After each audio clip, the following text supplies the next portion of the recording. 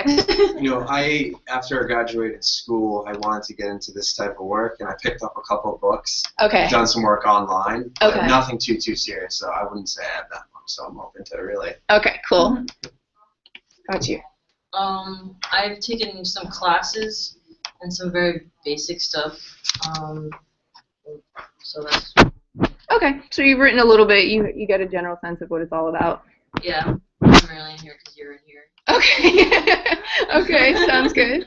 Are you participating, or do you want to? I'm sort of participating. Okay. Volunteering.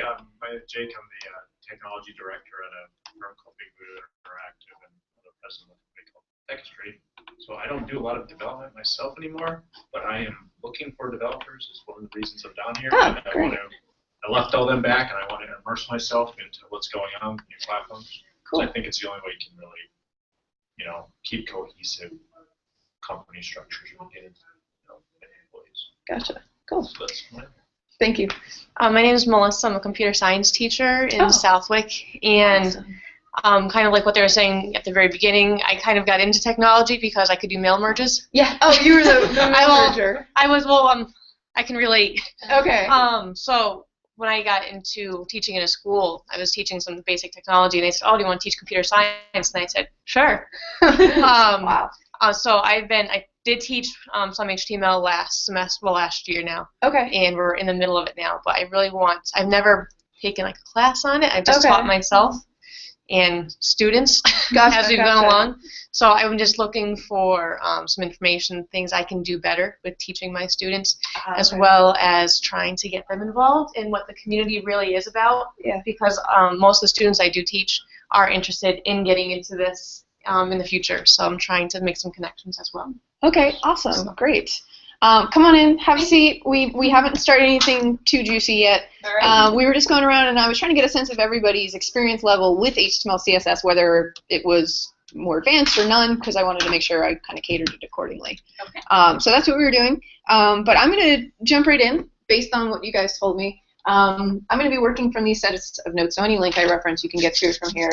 The short link for these, you can see, is the wc.co/s/nerd-html-css, and I'll make this a little bit bigger. All right.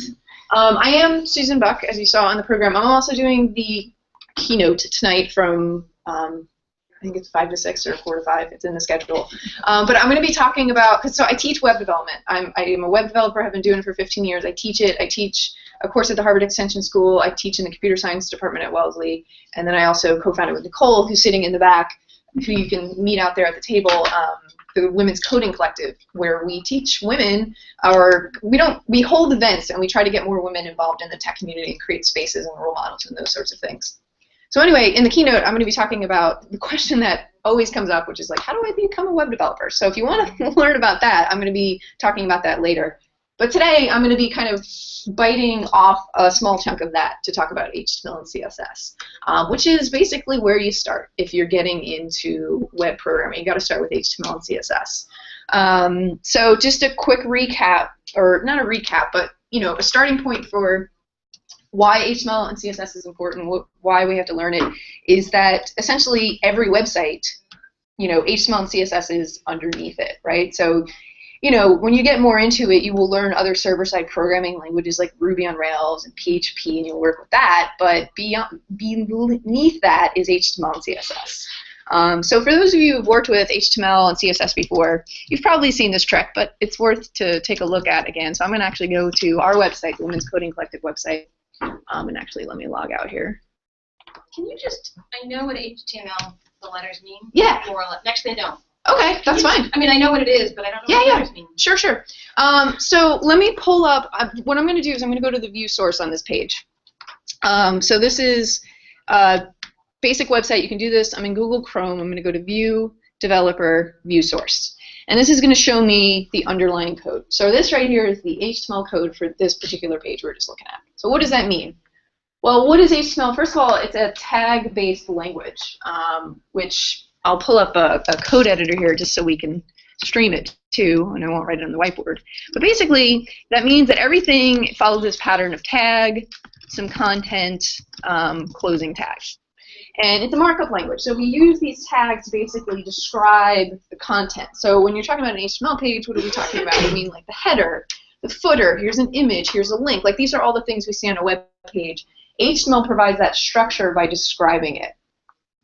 So if we take a look at this, that's what you see is just a whole bunch of tags kind of surrounding the content that you're actually seeing on the website. So to define it, HTML stands for Hypertext Markup Language. Yeah. I got there eventually. Yeah.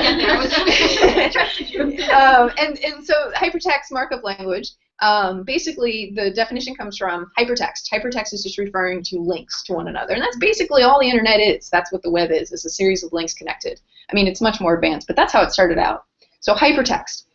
Markup is a throwback actually to kind of, if you worked in a newspaper, I might work up an article, and before I had fancy like graphic layout programs, what I would do is I would mark up my article and say, hey, this should be a pull quote, this should be an image, this should be a heading, and then I'd give it to the person who was like pasting it all together, and they would use those kind of context clues that I wrote on it to lay out the document and structure the document. So this was marking up the document. That's what they did. Well, same thing here. Now we're marking up our content to say, hey, this is the header, this is the image, this is the link, that sort of thing. So hypertext markup, and then language. Now, small distinction, HTML is not a programming language, it's a syntax language, which is, it means it's much more straightforward than a programming language. It's there purely to just kind of describe the content. So you can't talk about HTML without talking about CSS. Anybody give me the acronym for CSS? Anybody? Cascading style sheets. Yep, cascading style sheets. And I can talk a little bit more about that. But basically, HTML and CSS, they're like siblings. You typically do not see one without the other. That was too good to last. Or, yeah. Do you have siblings? Do I have siblings? Yeah. Yeah, I do have siblings. Yeah. I just asked because you rarely see one without the other. Oh, yeah. Yeah. I mean, you're seeing me right now without my siblings, so perhaps that's not the best metaphor. But anyway, they work together. So if I always think of a house, right? If you're building a house, HTML is your structure. Here's the bedroom, here's the walls, here's the doorways, the windows. That describes the overlying structure of your house. CSS is the style, so it's your curtains, your flooring, your paint, your fixtures. It comes in and kind of makes things pretty. So that's the distinction between the two. And you can see why, when we look at websites nowadays, they are highly, stylized, and there's lots of visuals going on to it, or going along with it, and that's what's making it happen. All right. So any questions about that? What these two technologies are and the role amongst them? Any questions about that? Okay. All right. So that's what we're working with, and of course, we're here for 50 minutes. I'm giving you guys the nutshell version. There's lots more to it, but that's what's going on. So if you want to work with HTML and CSS, the first thing you got to do is get set up with a code editor. Now, most developers are working with a program. They download it to their computer. A lot of developers work with a program called Sublime Text. Are there any other code editors that you guys use that you enjoy or would recommend? Is that the same thing as like Notepad++? Yeah, Notepad++. So yeah, Notepad++ is a great editor for Windows users. So yeah, that's another good one. What's a good one for Mac? For Mac, Sublime works on Mac. Otherwise, Text Wrangler is another good one for Mac, and so far everyone we've mentioned has been a free program, which is great. What's the, I don't know what it's called, it's been so long. Mm-hmm. Dreamweaver. Yeah, Dreamweaver. So Dreamweaver is Adobe's kind of web development software, and it's a good program. I mean, it's got a lot of the capabilities that any of these I just mentioned have. It has a lot of features to help you kind of visually design a website. So rather than like typing the code to make an image show up, you could just like go to a menu and say insert image, which is a double-edged sword. The problem with that is like if you rely too heavily on that, you don't really understand what the code's doing, and it's hard to change it. So if you want to build a simple website, that can really get you out of the gate running quickly, but you might become frustrated after a while because you're like, wait, actually I don't want it over here, but I don't understand the code. How do I move it? So my suggestion is if you have Dreamweaver and you've been using it, that's fine. Just try to stick in the it has two views. It has like the drag and drop view and the code view. Try to stick in the code view as much as possible, but it works. Now, in this session, I'm actually going to point you to a tool called CodePen. How many people have ever used CodePen, or has anybody ever used CodePen? No? Great. Okay, good. I get to, for those of you who have some experience, get to teach you something new. So CodePen is a fun little tool. You can go to codepen.io at home or here. And it's just a neat way to share code snippets and kind of like little code prototypes. So if I'm working on some code and I'm having a hard time with it, maybe I want to send it to Nicole and say, hey, Nicole, can you take a look at this? I can quickly share that with her without any other kind of server or anything like that. And I like to use it for a quick session like this because it's really simple. You just go there. You can immediately start writing HTML and CSS with nothing else. So that's pretty neat. So I'm going to close my notifications. I'm here at CodePen. I'm just going to go up to the top to New Pen. And here we go. This is my, my kind of blank slate. So the way CodePen works is we have these different panels. Here's the HTML panel, where I'll write the HTML. Here's the CSS panel, where I'll write the CSS. And here's JavaScript. We don't need JavaScript today. That's to add kind of interaction to your page. So I'm going to get rid of that and just leave HTML and CSS up there. And then down here is my preview. So I have some stuff here from when I was last working with it. So I'm going to go ahead and delete this. And I'm going to throw my first tag in here. So I'm going to say H1, Susan's first website. Right, and then save it, and then I get the nice preview down here. And that's it. Right? That's all you need to start playing with HTML code. And this is fun because I can save it, and it'll change the URL. I've got a unique URL. So I can come back to this, or I could send an email. So if you ever have problems, this is a great way to share your code to ask questions. Yeah. Oh yeah. Let me. Yeah. So especially like this part here is pretty hard to say. So what I'm going to do is I'm actually going to stick zoomed out, and then as I'm working, I'll zoom in on like the important parts. Okay. Yeah. No problem. All right. So, you know, this is HTML. Like I said, we have this idea of tags, right? And a lot of times, I like to think of HTML as very much like building a sandwich, right? So the tags is always your bread, and then you've got the stuff inside of your bread. That's basically how it works. So I've got one sandwich here, and then I'm going to do an H2, and I'm going to say, you know, welcome to the Nerd Summit. All right, so that's my second little sandwich of HTML. So I'm using H1 and H2 tag. These are just part of the built-in markup language that is HTML. Any guesses what the H is short for? Heading. Yeah, right. And you can tell. I'm going to zoom out here. You can see, and this is so much fun. Like I change the code and it immediately changes there. It's just so easy to see it. But yeah, you can see H1, and you can see H1's a little bit bigger, and then H2's a little smaller. And they both make them bold as opposed to just like a regular text. So maybe I'll throw in my email here, which is a good time to share my email if you ever want to email me any questions or follow up. So let me zoom in here. So here I've got a main heading, a secondary heading, kind of like a subtitle, and then just a regular paragraph of text. And if you look at the results of this, you can see that they have kind of different formatting. So what's going on here is that, you know, I talked about CSS, it's the style on the pages. Well, by default, browsers have some default styling. So by default, it's going to make the H1 kind of the biggest text on the page. It's going to make the H2 slightly less bigger, and it's going to do different kind of default things like that. Now, when we add CSS, we can override any of that, but before we actually start doing that, you're left with kind of the defaults. Any questions so far? All right. So these are my tags, and just kind of talking about the mechanics. So I mentioned most tags work in this kind of sandwich format, right, where you've got the start and the end and the content inside. But then you have kind of standalone tags. They're actually called void elements because they don't have anything inside the sandwich. So an example of this is an image tag, IMG. So there's no start and end to the image. I always use this terrible metaphor of we call these non-void elements because they do have content inside of them. I think of these as sandwiches, and then I think of our void elements as like a granola bar.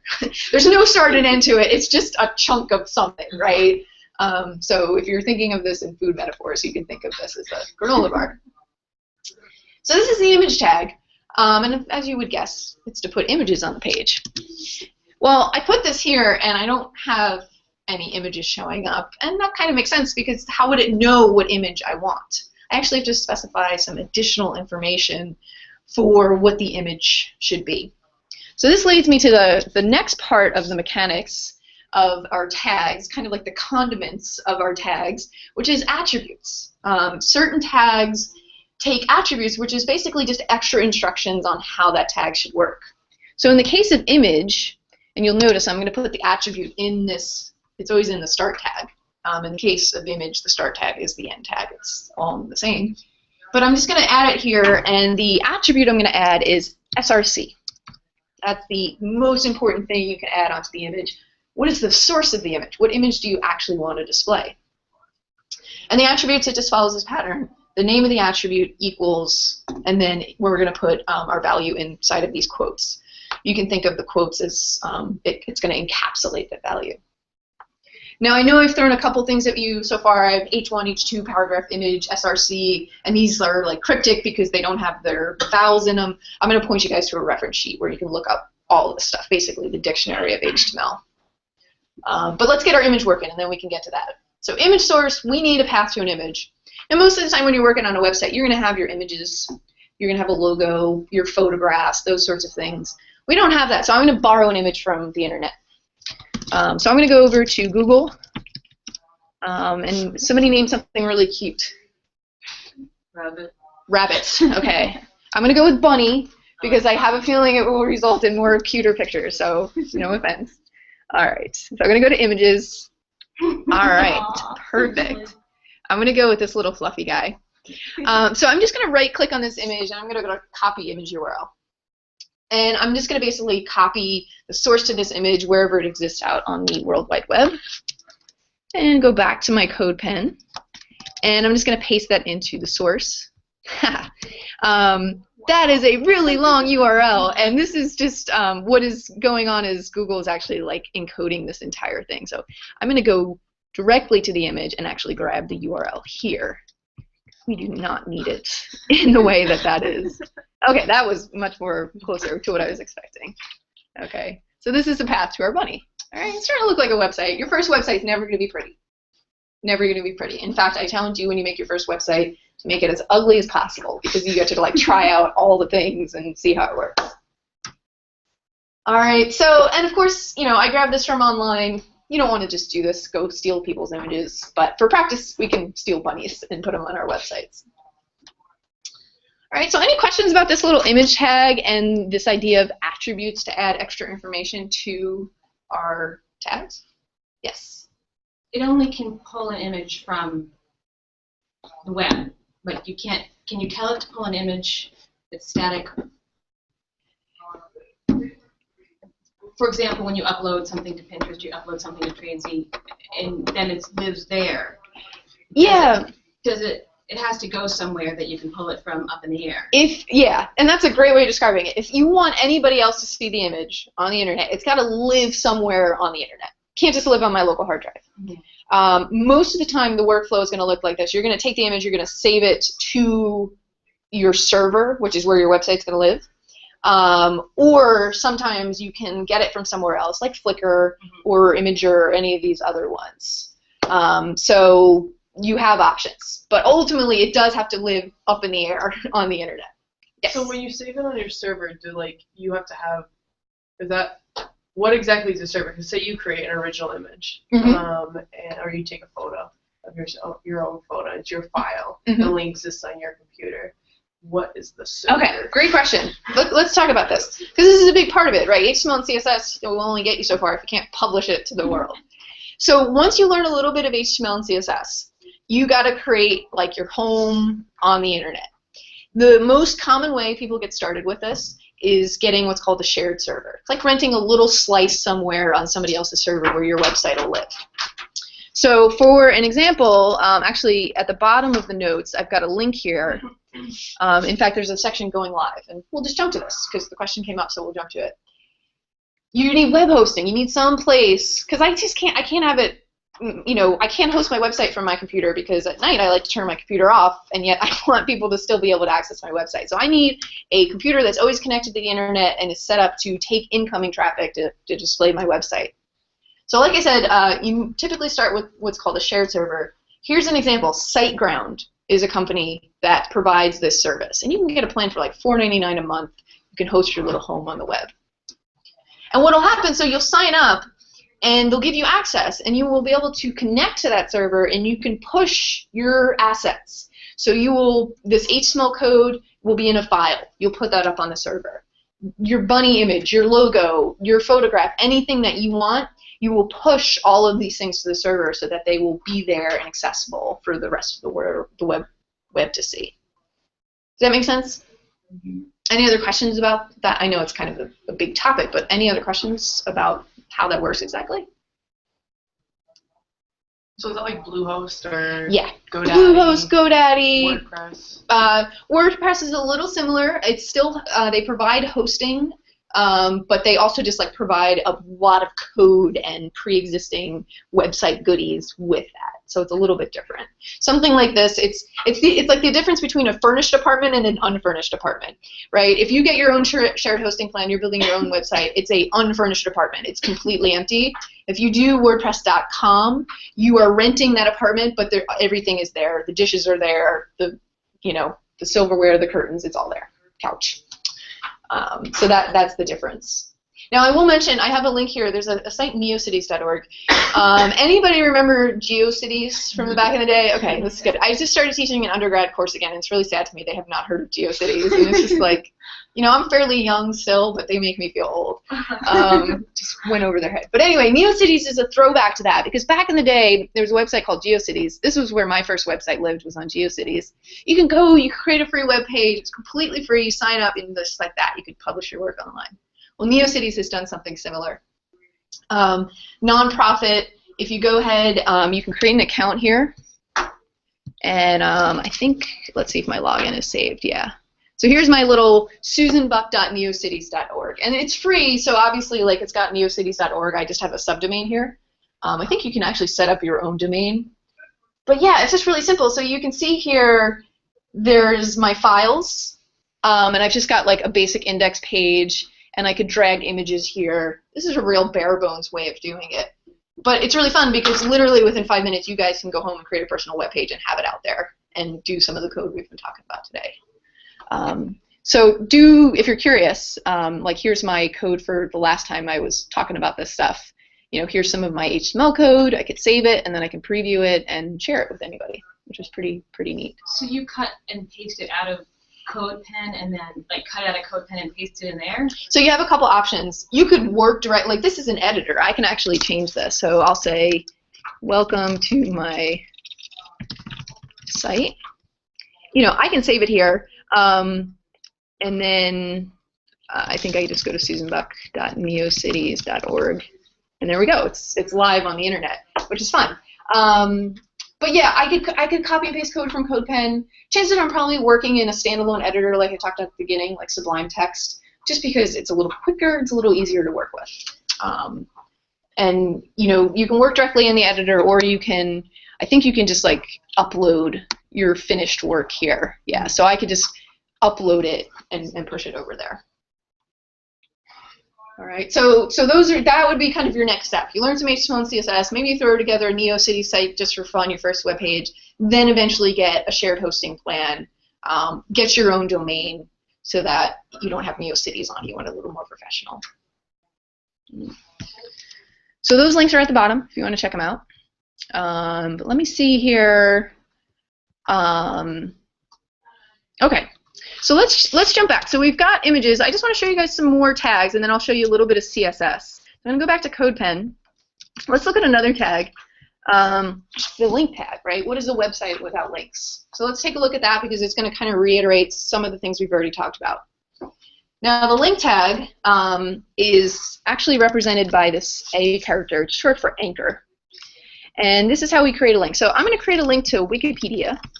And the A tag here is it is a non-void element. So it does have content. It is back in the model of a sandwich, as I was describing.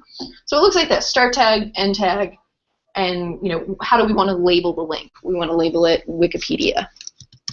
Now if I save this, and let's see, where's my link? It's below the bunny. There it is, right to the right of the bunny. What's unusual about this? Does this look like what we would expect of a link? No. What do links usually look like? Blue, underline. Yeah, so it's missing those characteristics. So that's basically what's going on here is we're missing an essential attribute. Just like the image needed a source, well, the link needs, and actually in this case it's a hyperlink reference. Where do you want this link to go? Essential required attribute. So I'm just going to add that to the start of my A here, and so I'm going to say href equals, and that's short for hyperlink reference, i.e. your destination. Where should we send this user when they click on the link? So this one's easy. I just got to type in the full URL of Wikipedia, and I'm going to try to give ourselves a little more room. There we go. All right, so once I add that, the browser knows what to do from there, and then boom, now I have a link, and I can click on this, and it will take me to Wikipedia. All right. So this is nice because we get to see the attribute. And we also see an example of a non-void element that has content inside of it. So I mentioned I'm throwing a bunch of kind of vocabulary at you. Where do you, how do you learn more vocabulary? So going back to my notes, and if you came in later, see me at the end and I'll make sure you get the URL to this.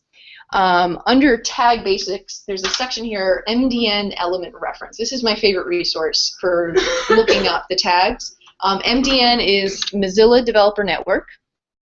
So I'm going to go to this site. Basically, it's put on by the folks at Mozilla, and they have great resources about all sorts of web languages, HTML, CSS, JavaScript. And here under element reference, I have A through Z list of the approximately 100 different tags that exist in HTML. So learning HTML is kind of like learning any language, right? You learn the mechanics of it first. So I just taught you guys the idea of tags, start, end tag, attributes, and that's really the foundations of it. Now, from this point forward, it's just learning the vocabulary, right? So it's kind of like if I'm going to learn Spanish, I'll learn, the mechanics of how you conjugate verbs, and I'll understand that, and then my next task is just to learn vocabulary and practice and kind of memorize it and use it.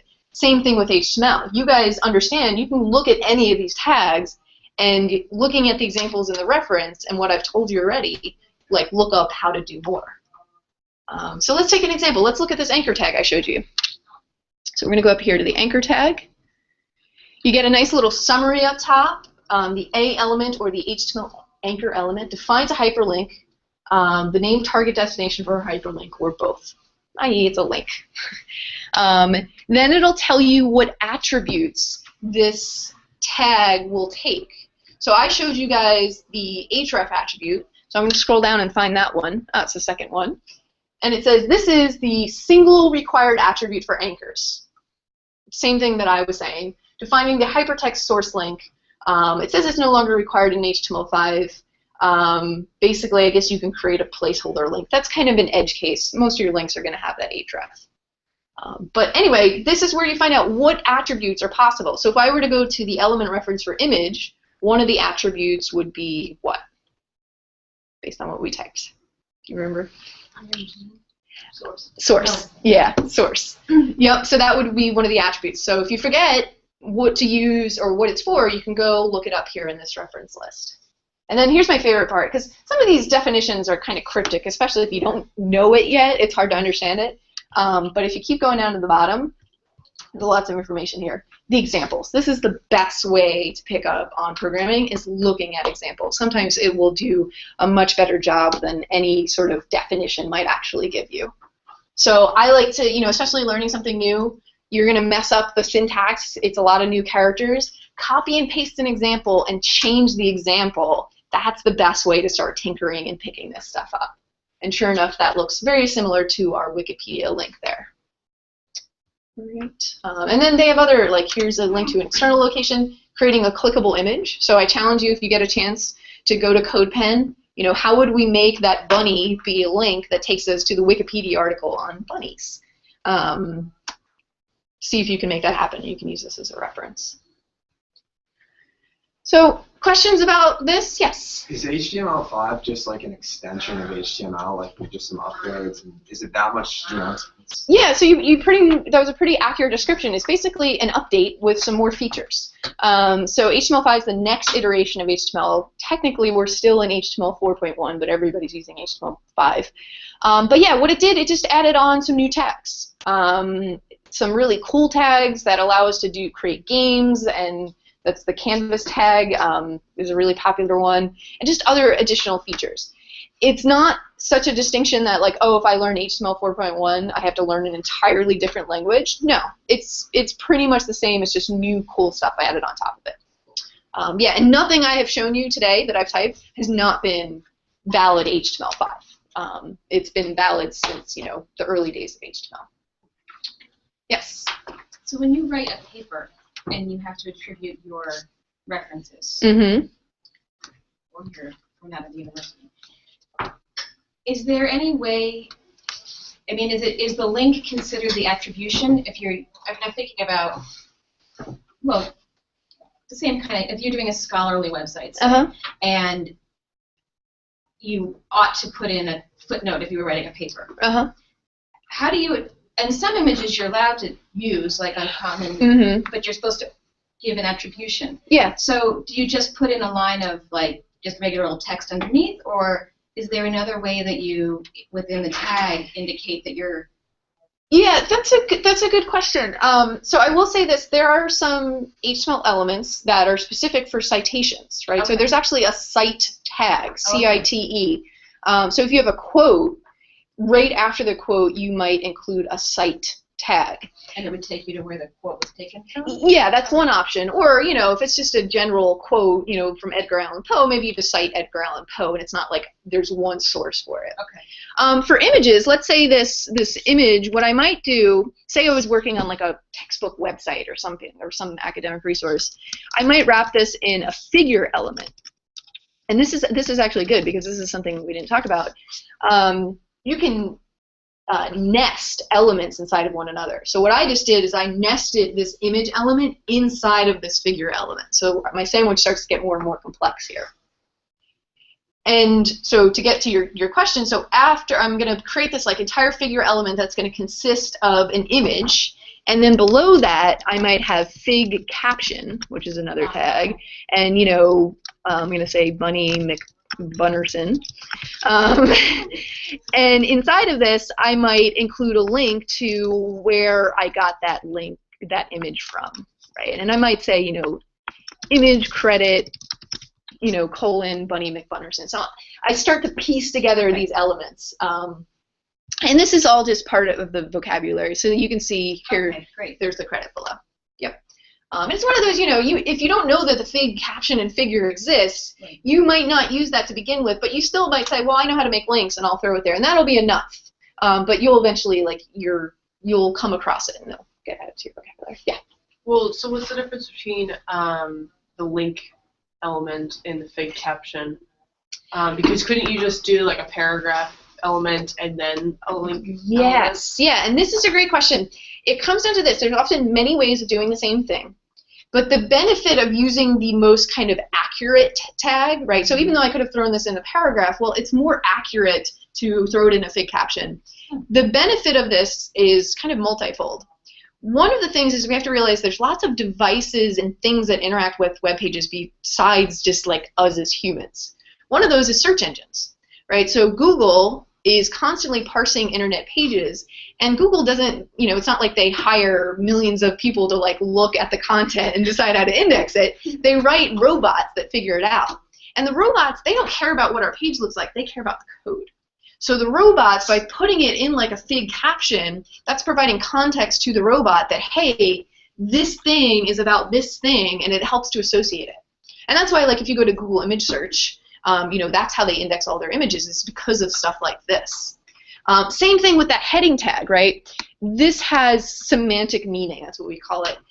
Basically, if I'm Google and I'm looking at this, and I see an H1 tag, what does that tell me? Hey, I bet this text is going to tell me some important information about what this page is about.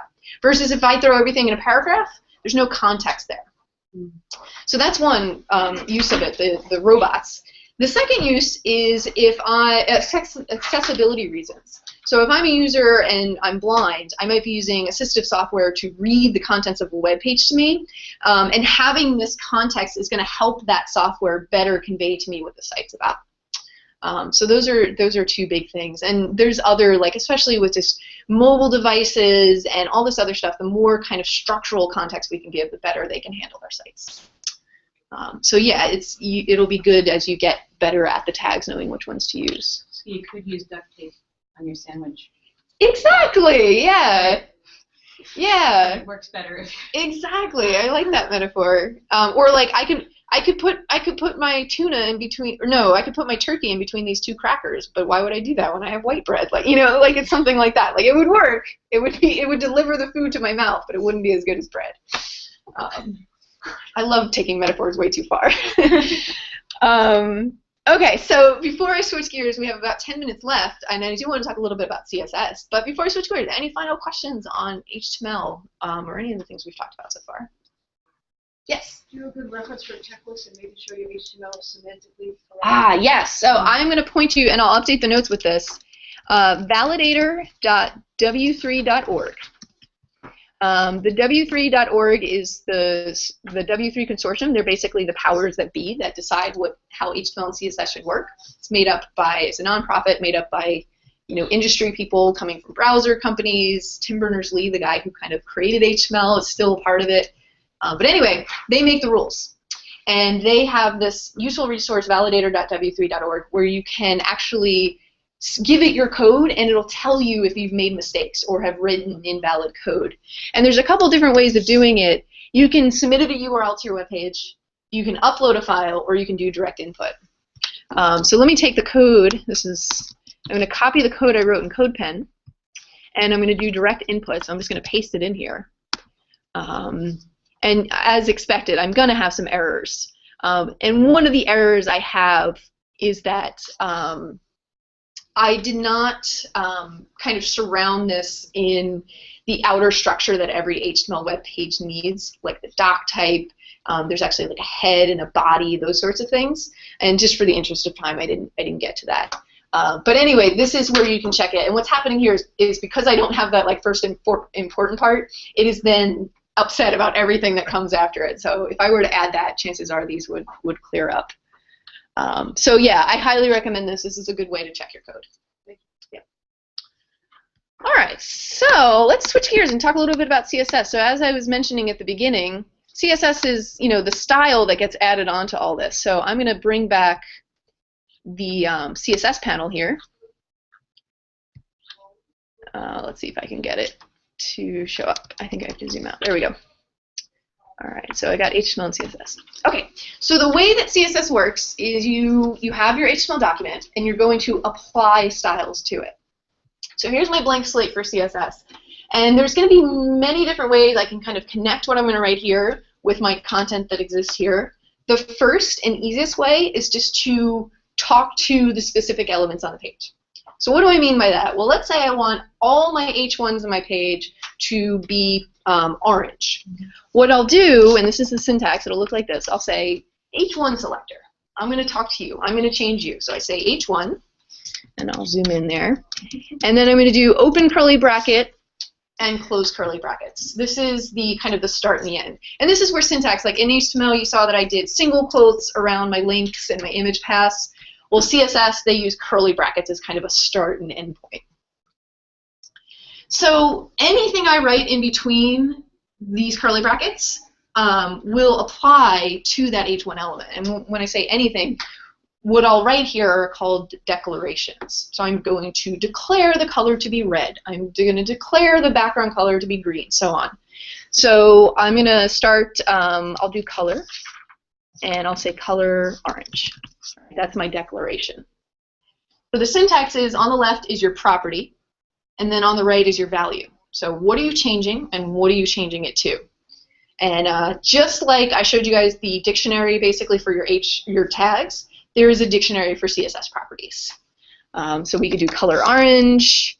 We can do, that's going to change the color. Let's change the background color to let's say gray.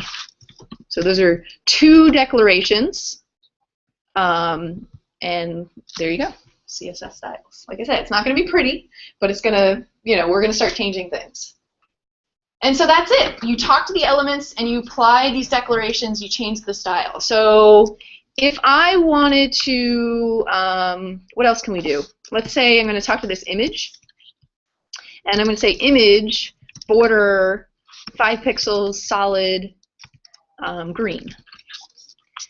And I'll again, how did I know I had to say 5 pixels solid green? It's because of the reference sheet will tell me that. But this is what you'll see when you open up a style sheet. You'll see, what are you talking to? What are the properties? And note that each one ends with a semicolon. Just says that I'm finishing this one. I'm going to move on to the next one. Yeah.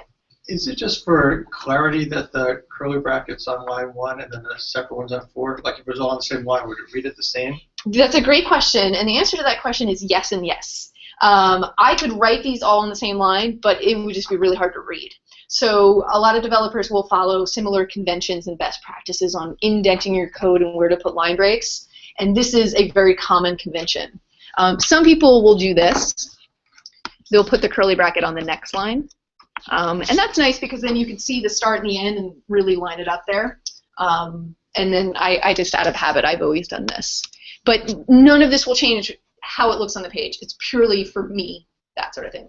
It's like if I'm a carpenter, it's like how I keep my toolbox organized doesn't impact what the house actually ends up looking Where like. do you put your sandwich? Exactly. Where do I put my sandwich? In my back pocket? I don't know, if I want to.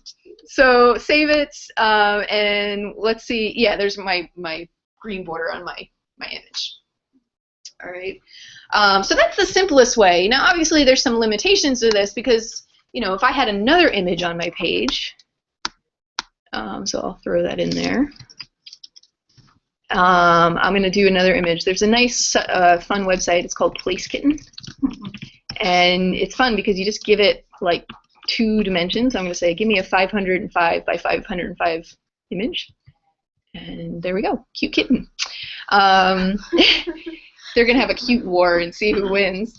Now, what is the limitations with how I've written the CSS here? Any ideas? They're both images. Yeah, they're both getting this green border. Well, what if I want the bunny to have a red border that's 1 pixel and I want the kitten to have a green border that's 4 pixels? They're different. So then you have to dig a little deeper into CSS. And what you'll actually do is you will kind of uniquely label the different things. And I'm going to show this really quickly, so kind of bear with me. One way is I could give it a class. So I'll say class bunny, and I'll say class equals kitten. Now I have a way to uniquely identify these 2 different things. And now instead of just saying all the images, I can say, okay, bunny, you're going to have a border of 5 pixels solid green. And kitten, you're going to have a border of 1 pixel solid orange. And just the distinction here is when you're talking just elements, you just use the element name, but when you start working with classes, which I create, you just prefix it with a period, and that's how it knows that you're talking to a class. But now, there we go. Now I have distinct style from either of these images. Now, I will make this final point, and then I will try to wrap up here. What do you guys think about this, though? The fact that, like, I said the image was 5 pixels solid green, and then I said the bunny was 5 pixels solid green, but then I said the kitten was 1 pixel solid orange. Like, I'm basically kind of repeating myself here. I've overwritten myself. And this brings us full circle back to the definition of cascading style sheets with the idea that the styles kind of cascade down. So even though I first said here all the images have to be 5 pixels solid green, I then kind of overwrote it for this specific case and changed that. So it'd be the equivalent if I said, okay, anybody who's a human in this room, stand up. And then I said, okay, anybody with shoulder length hair, sit down. I basically like overwrote that second or the first rule by being more specific. And I can even be more specific and I can say, Melissa, you know, do 5 jumping jacks. Like, then I'm talking to you. And this is how CSS and HTML work together. There's all these techniques for pinpointing the different elements on your page. And sometimes you do want to talk to them as a group, and sometimes you do want to have them kind of work individually. All right, so I would be remiss if I didn't send you away with a resource for knowing more about CSS. And again, I refer you back to the Mozilla Developer Network. The link is here. And again, we have a full A through Z list. So you could see all background images, padding, text, margins, fonts, anything you could possibly imagine style-wise will be on this list. And you can look up the possible values, right? So, you know, I was playing with border, so I'll find it on this list, and you can see there's a lot of variations. But if you went here, it would explain why I did 2 pixel solid red and why I chose that structure. All right, so just to bring us back to the beginning, if you came in late, any of the links I referenced in this talk, except for the validator, which I will add, you go to this URL, it'll take you to this page, and you can get back to this. I'll make it nice and big. But any questions about this whirlwind tour of HTML and CSS? Where do you teach? I teach at the Harvard Extension School and also at Wellesley and the Women's Coding Collective. What is the Women's Coding Collective? Women's Coding Collective, something Nicole and I started. Nicole's in the back there. Basically, we host events. So we have classes, web development classes, and we have speakers, and we're just trying to get more women in startup industries, web development, kind of empower them to give them the skills they need to maybe switch jobs if they want to, move up in jobs, that sort of thing. Came from our experience, you know, as a web developer. No offense, guys, but I was usually the only woman in the room and thought that was a little unfair. So we're trying to balance it out a little bit. But yeah, we have a table out there, so stop by and grab a postcard. So here's what I'm going to do. I do want to clear out the room for the next person, and I know you guys have to go. I will be outside if you have any follow-up questions, and I'm happy to talk to you. Otherwise, maybe come to the keynote tonight, and I can talk more to you. I have, my class is 13 boys. Ah, And me. yeah, that sounds about right. Yeah. It's par for the course. I'm trying to get more girls involved. We have done some reach out.